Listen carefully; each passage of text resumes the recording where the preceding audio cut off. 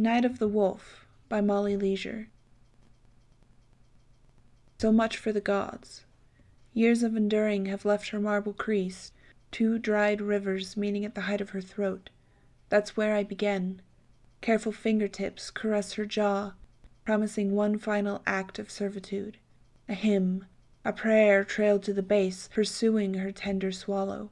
On her exposed flesh, the words rest with my straining breath, and as I inhale, I lean into a bow at her breast. Smash! His howls of laughter resound through her hall. Pray now, sicko. My beloved goddess, I needn't demand to know. Her fate was sealed by our trespass, as it has been for months now. The last of her Sicellums, already in ruin, now mutilated with the others. Her precious beauty is lost to those that succeed us.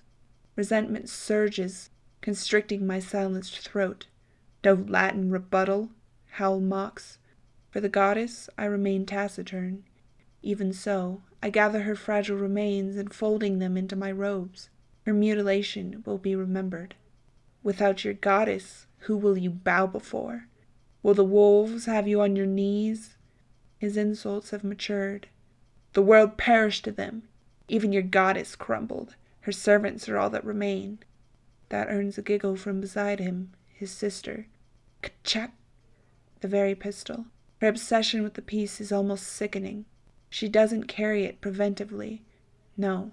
She clutches that gun because it's the only one we've found. And wielding death between her thin fingers empowers her. It provides comfort. The gods long since abandoned us. Pistol joins her brother's cackle. Of that statement I am well versed. My goddess was the only one who remained. Her valiant efforts are what allowed us our current freedom. She delayed the wolves as we fled, and I had to endure the vision of her last breath. It now stains my mind. Slave. He's dissolving to simple abasement. Here I had praised him. That's enough. The deep timbre of a humming engine. Aside from our stolen very pistol, his rumble is one of 2 sounds that remind me of civilization. Relief consumes me. Even his measured footsteps approaching are a welcome respite. He squats before me, resting a hand on my shoulder. My friend. I apologize for them, Hum grumbles. From this distance, his warm breath moistens my cheek. The smell is akin to seared flesh, with a hint of alcohol. I flinch, but remain still. It's such a common scent for him. Hum, Pistol stutters, her tone now laced with remorse. It was light teasing. Hum's fingers clench on me. He seems poised to argue, but another voice speaks first. We don't have time for this. The high-pitched static of a radio. Ah, the second sound. I missed the purr of electricity. Real electricity. The plan was to loot and leave. The sun's going down. These ruins will be overrun soon. Darkness. The wolves relish in the night. Their proclivity for it is immense. But me?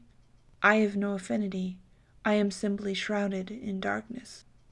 My goddess decreed it so. Let them come, Howl huffs. You think I'm scared of a couple howlers? Hum stands. I hear a flick, then a soft hiss. He's lighting a lantern. Usually he'd force himself between the others, raising objections about their crude dispute. But he doesn't seem in the mood today. He's restless. Why? Because you are one? Static jeers. His banter revolves around Howl's shriveled self-esteem, and that may be why it never fails to produce a smile. I warned you, Howl growls. Clack. The very pistol. Is he really threatening Static? Or is it all performance, the way it usually is? Don't you ever relate me to those monsters. Their parents were devoured by the wolves. That may be why they focus so readily on my goddess's destruction. It's a loss they had no investment in, and a suffering only I sustain. I dare you to shoot me, Static roars. There's a flurry of leather. That will be his knife. Even with it, he stands no chance against the very pistol, although Howl isn't known for his accuracy. Then I'll kill him, Howl bellows. Kill Robe, and I will devour you. I know it's Hum's voice by the pet name, but it's almost inhumanly low. Click. Hal cocks the pistol. Is he really going to fire on me? My shoulders rise as my body tenses. Did you hear that? Hum's voice continues to slit through the depths of his esophagus. As the room grows silent, I find myself holding my breath. Hear what? The silence persists, the smell of smoke. Hum? Hal's the first to speak. His voice clings to the musty air. Nothing. And then pistol screams. Tearing, ripping, gurgling. The wolves. I hold still. There's nothing I can do to save her. Even if there was. Would I bother? Bang! A chemical smell engulfs the hall. A flare. It clatters into the far wall before whipping to the ground. It lies there sparking. He missed. Hal screams. His cry has me scrambling backward. The clash of very pistol and tooth drowns out all other noise. This is my chance to hide. I have to hide. One prayer filters through my otherwise scrambling mind. It's not him. Crunch. This time Hal releases an agonized whimper. Oh, goddess, no. Static's voice rises. Hal stumbles back as Static engages the monster. He wrestles, leather brushing fur. It's barely audible over Hal's grunting. Click. Bang. Another flare. I anticipate its end until I realize he shot at me. I can't scream. Instead, a faint chirp claws through my throat. I'm going to die. I brace myself for impact. And impact it does. It buries into flesh, a gush of blood drenching me. But it's not mine. Hot breath pours over my face. It's foul. The distinct smell of blood deep from within. His teeth clack shut, only to peel open with a heavy pant. His lapping tongue slithers through the moist crevices of his mouth. And then he's gone. Though his wafting breath remains, encircling me. It's not him. He's going to come back! Hal shrieks. Ready yourself, Static. Hal's foot drags across the ground as he limps his way towards me. The clatter of flares draws my attention. He's really planning to kill me. The wolf wants our little sicko alive.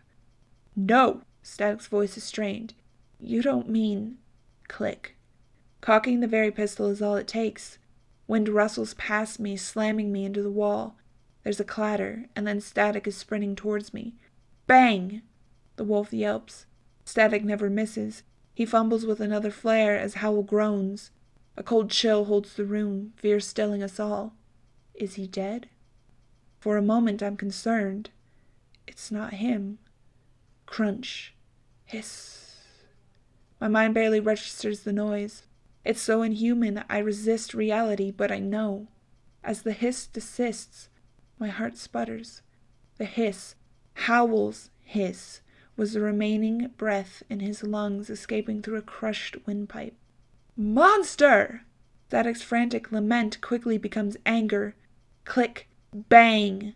A fumbled flare, and then click, bang, click, bang! The sound of claws shredding permeates the air, followed by a low snarl. Static wails. His knife chews the wolf's pelt, only to rip back and sink in again. But it's not enough. None of it is enough. Static's wails flood with liquid until he gasps, his body slumping to the ground. My hands clamp over my mouth. Silence. And then I hear dragging. A sound similar to Howl's limp. It's unbearably slow. Each step is met with resistance, each slide of the foot laborious, and then his breath. The rust of blood is nauseating. It taints the air, but underneath that smell there hints another. Alcohol. It is him. I'm the wolf's finishing prey. Hum's finishing prey. Tears bead on my lower lids as I await my fate. Like my goddess, I stand willing. My arms straighten out on either side of me, revealing my every vulnerable point. If it's by his hand, I relent. I'm sorry, the guttural hum. The hunger was unbearable. He lingers for one excruciating moment, and then he collapses into me. The form of his body is surprising. Human. Even the strangled breath that escapes his mouth sounds human. I raise hesitant hands to my friend's bloody skin.